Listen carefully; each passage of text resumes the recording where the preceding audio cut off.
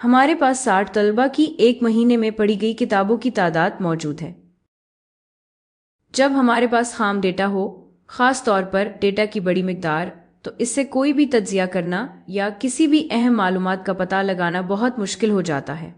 मिसाल के तौर पर, अगर आप ये जानना चाहें कि कितने तलबा ने 35 से ज़्यादा किताबें पढ़ी हैं, तो हमें एक लंबी फहरिस्त देखनी पड़ेगी और ये काफ़ी थका देने वाला काम है। इसलिए हम इस डेटा को ग्रोहों में तरतीब देने की कोशिश करते हैं, जिन्हें क्लासेस कहा जाता है, और ये गिनती करते हैं कि हर ग्रुप में कितनी कदरें मौजूद हैं। इस गिनती को फ्रीक्वेंसी कहा जाता है।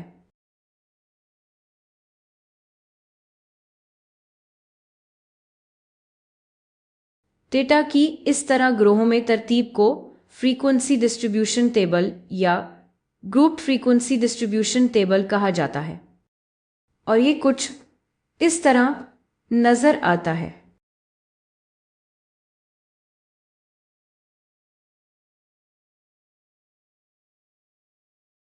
इस तमाम डेटा सेट को इन ग्रोहों में तरतीब दिया गया है, जिन्हें क्लासेस भी कहा जाता है ना?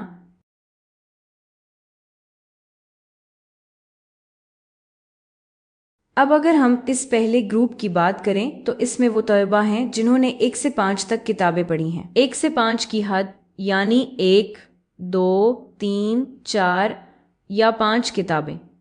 और अगर आप इस टेबल को देखें, तो ये वो तलबा हैं जिन्होंने 1 से 5 किताबें पढ़ी हैं।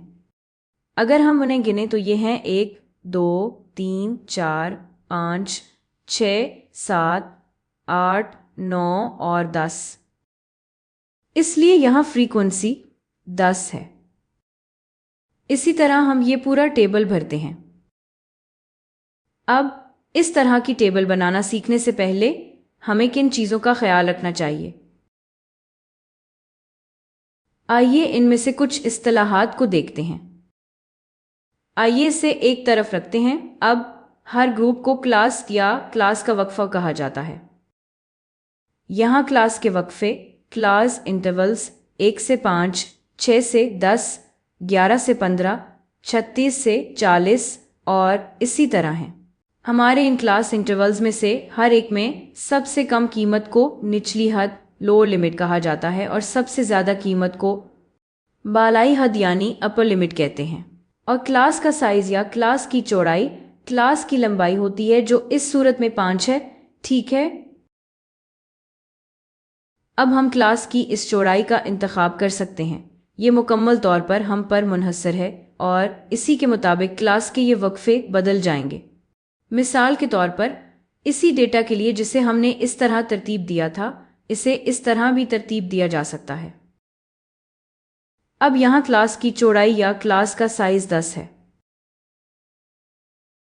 और जब हम इसे क्लास की इस चौड़ाई के मुताबिक तरतीब देते हैं, तो हमारे पास सिर्फ 4 क्लासेस होती हैं, और हमने अपनी फ्रीक्वेंसी को इसी के मुताबिक मुंतकिल कर दिया है। हमारे पास 20 तलबा थे जिनके पास 1 से 10 की हद में किताबें थीं, इसलिए हमने यहाँ 20 लिख दिया। हम क्लास की चौड़ाई के तौर पर 15 या 16 या जो भी हम चाहे मुंतखब कर सकते हैं। अब देखते हैं कि हम ये फ्रीक्वेंसी डिस्ट्रीब्यूशन टेबल, तादाद की तकसीम का जदोल बिल्कुल शुरू से कैसे बनाएंगे। आइए नए डेटा सेट से शुरू करते हैं। हमारे पास 30 लोगों की उम्रें दी गई हैं जो एक हेल्थ कैंप में आए थे। सबसे पहले जो काम हम करते हैं वो ये है कि डेटा की रेंज या फैलाव निकालते हैं। डेटा की रेंज मिलती है सबसे बड़ी में से सबसे छोटी वैल्यू मनफी करके। यहाँ सबसे ज़्यादा कीमत 92 है और सबसे कम 18 है, लिहाजा रेंज 92 मनफी 18 है, जो कि 74 है। फिर हम क्लासेस की तादाद का तायन करते हैं, और ये मुकम्मल तौर पर हम पर मुनहसर है। हम चाहें तो 6, 7, 8 जितनी भी क्लासेस रख सकते हैं। यहाँ मैं 7 ले लेती हूँ। फिर हम क्लास की चौड़ाई का हिसाब लगाएंगे। ये रेंज को क्लासेस की तादाद पर तकसीम करने से हासिल होती है। 74 तकसीम 7, ये आएगा 10 अशारिया कुछ, तो तकरीबन 11। अब आइए एक जदोल बनाते हैं। हमारे पास 3 कॉलम होंगे, क्लास इंटरवल या क्लास का वक्फा, तैले मार्क्स और फिर फ्रीक्वेंसी यानी तादाद। चूंकि यहाँ कम अज़ कम कीमत 18 है और हमारी क्लास की चौड़ाई 11 है, لہٰذا ہم 18 سے شروع کریں گے، 11 تک گنیں گے اور وہ ہماری پہلی کلاس بن جائے گی۔ تو یہ ہوا 18 سے 28 تک۔ پھر اگلا کلاس انٹرول 29 سے 39 تک ہوگا۔ ایک بار پھر اس کلاس میں 11 کی گنجائش ہوگی، کلاس کی چوڑائی مستقل رہے گی۔ اگلا کلاس انٹرول ہوگا 40 سے 50 تک۔ اسی طرح میں سارے کلاس انٹرولز بنا سکتی ہوں۔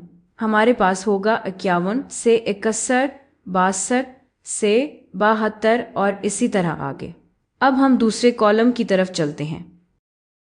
اسے پر کرنے کے لیے آئیے ڈیٹا سیٹ کے ہر پوائنٹ کو ایک ایک کر کے دیکھتے ہیں، ہر ڈیٹا پوائنٹ کو ایک ایک کر کے۔ تو ہمارے پاس ہے 18۔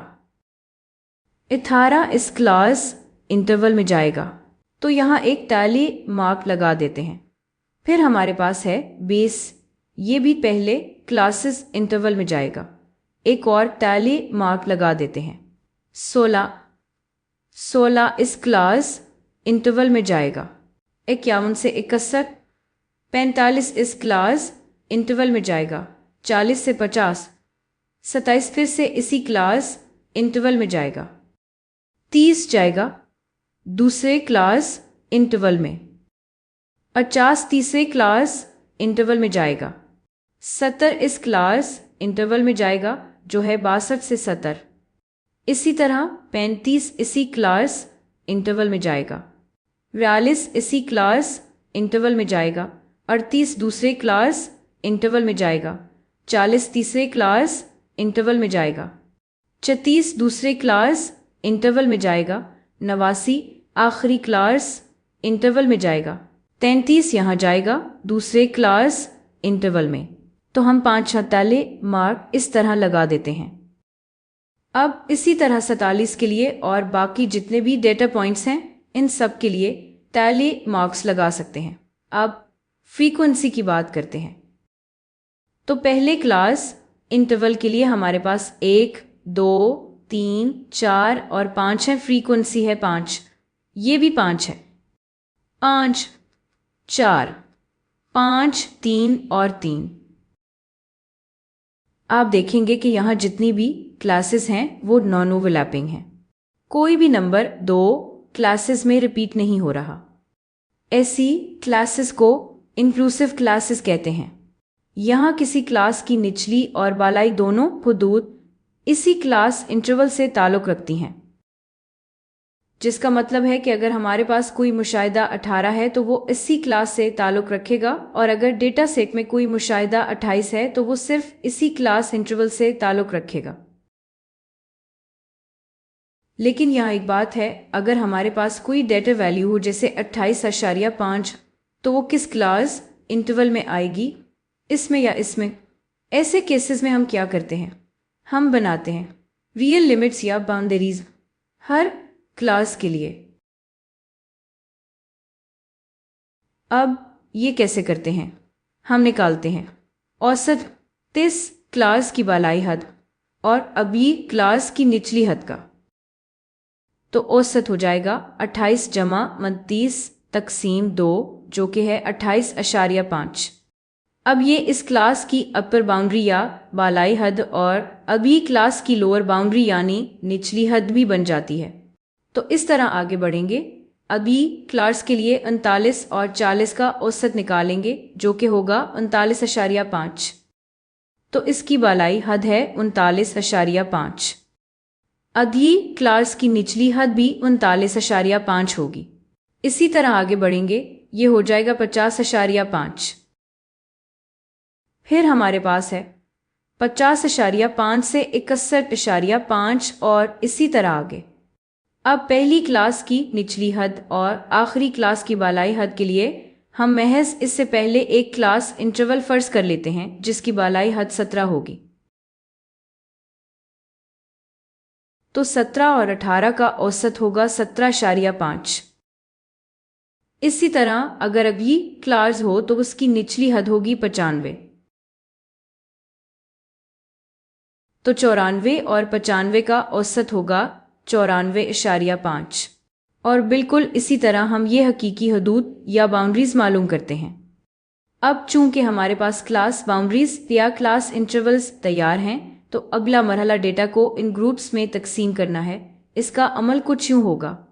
آپ یہ بھی دیکھتے ہیں کہ اب یہ مسلسل کلاسیں ہیں، ٹھیک ہے، جبکہ یہ غیر مسلسل کلاسیں تھیں۔ یہ کلاسیں ایک دوسرے پر حاوی نہیں ہیں اور انہیں خصوصی کلاسیں بھی کہا جاتا ہے۔